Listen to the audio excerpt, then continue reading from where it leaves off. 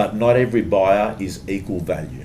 Some buyers are more important than others. Isn't that so true? Tell me this then. Okay, it's important to be in the newspaper. The other question then that I get put to me is, we got local newspapers, Yeah. and we've got more national newspapers, or should I be in both newspapers, or how does that play out? Okay, so News Limited, we've got both national and community papers. Yes. And I have to say that overall, I would say our community papers Yeah. appear to be the ones that are more resilient. Right. Yes. Right? Yes. Having said that, our metro papers around Australia, we've been slowly shifting to turn the ads into those papers into big ads. Right. So right. what the common thread, Gerard, is that people want big pictorial ads. Yes. They don't want Yes. small Yes. lineage ads. Yes. So that is the trend that is happening. Bigger ads, you know. Right. Yeah. In the area that you service very well, the inner west, the most dominant real estate paper there now would be the one that News owns, which is Inner West Courier. Yes. And that's, I think, one of the reasons that works well is it's actually put in people's letterboxes or doors Yes. free of charge. You know, Yes. they don't have to Yeah, actually go out and seek it. You know? And seek it. Yes. Yeah. So they and they're more likely to read it then once it's on the doorstep. Correct. Tell me this. Obviously, you're a fan of the auction process. Yeah. As am I. But why should somebody, in simple terms, why should somebody auction their property or instead of putting a price on it? What would be the primary reason? To get a high price. Like Yeah. for me, ultimately the driver, Gerard, I can't help it when I do auctions with you, Yeah. right? And the other day when we did that one in Leichhardt, and I can't remember, it sold 70, 80 grand Yes. more than reserve. That's right. As I got into my car and drove off, one of the thoughts that went into my head was, if they went private treaty, if they went for sale, Yes. they would have undersold their house by Yes. $80,000, the equivalent of Yes. what it sold over Yeah, reserve. Yep. So to me, the main driver for why you would pick auction is because competition is what breaks records at the Olympic Games, Yes. and competition is what breaks records in streets in the inner west every weekend if it's done properly. you know. Indeed. Yep. I don't think it's. Having said that, I'm an auctioneer. You love Yep. the auction system. I've got to say there are certain people that I look at them and I think the whole process is too stressful for them. Yes. Yeah.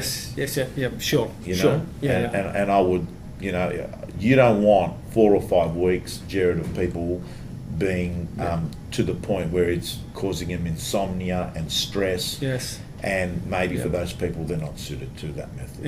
Indeed. Yeah, and I agree with that. What would be the top 3 things? Top 3 things if they're thinking If of they're selling. thinking of putting in their house in the market, what are the top 3 things they should get in order? Okay, I think the first thing they should do is spend more time and energy into this project than booking a holiday, right? Because as far as I'm concerned, the family home is the last remaining tax haven in Australia, and every dollar extra we get for you Yes. is worth 2 times in the economy because you don't pay tax on the profits. So to me, it's a major decision. So it would, be prepared for it. Number 2 would be agent selection. Yep. It's critical. Yes. I know that the agent that you select can affect the value of your home. Indeed. And I know that you back yourself as being a very good negotiator, and Yes. that is one of the things that you bring to the table when a vendor lists with you, right? Yes. So I think agent selection. Yes. I think number 3 would be outmarket the competition. Yes. Because in a marketplace that has seen more listings in 2013 Mm-hmm. than in previous times, Yes. what you want to do is out-present, out-price, and out-market the competition. And that basically means making sure that you're on page 1 or page 2 of the search results if possible. You know, spending that extra money, because a lot of people don't look at things on page 8 of the search results. Indeed. You know, so I would say treat selling your home the way Apple would be launching a new iPad. Indeed. Very good. Another question for you. There's been so many changes over the last couple of years between social media, newspapers, the whole lot.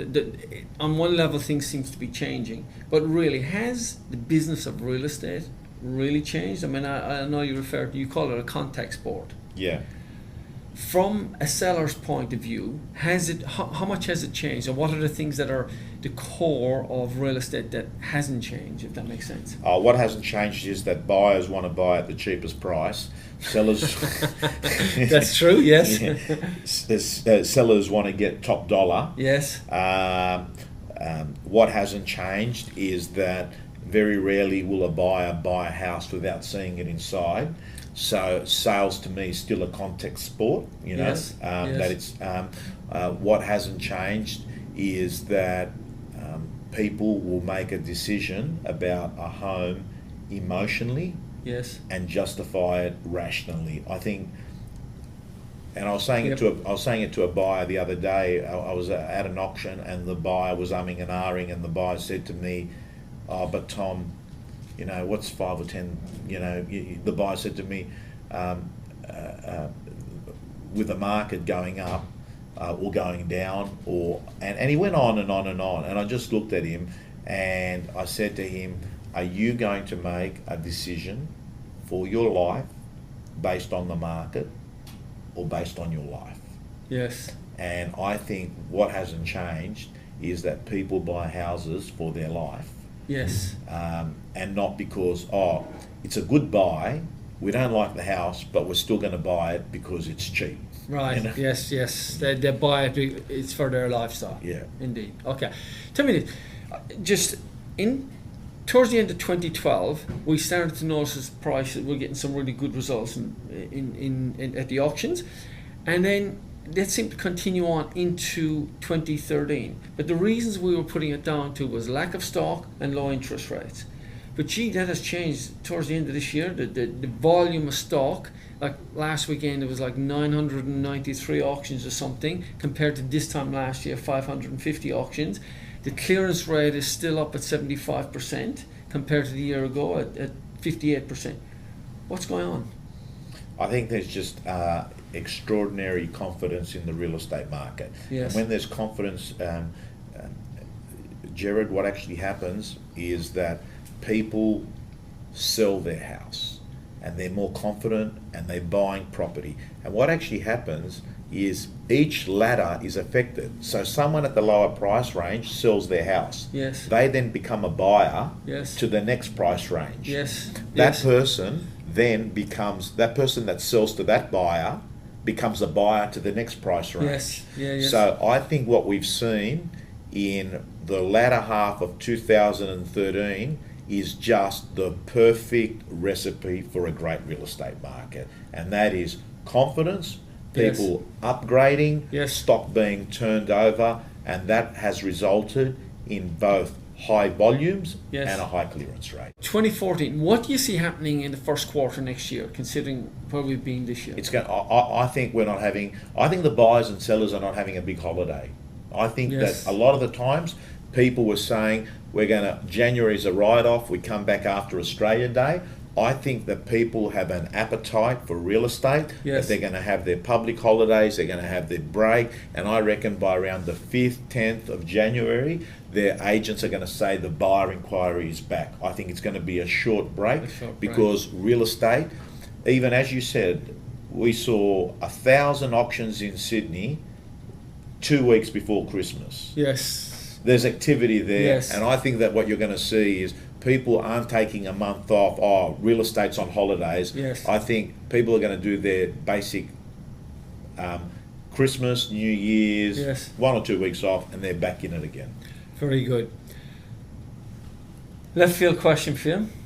Who's the best player in the A-League and why? Best player to me is Del Piero. Yeah.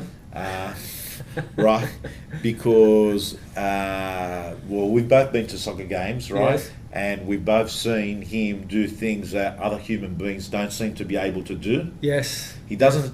I mean, surely he doesn't do it every minute in a Yeah, 90-minute game. yes. But out of the blue, he just does things that knocks you off your feet. So I would say Del Piero to me is the best player in the A-League. Fantastic.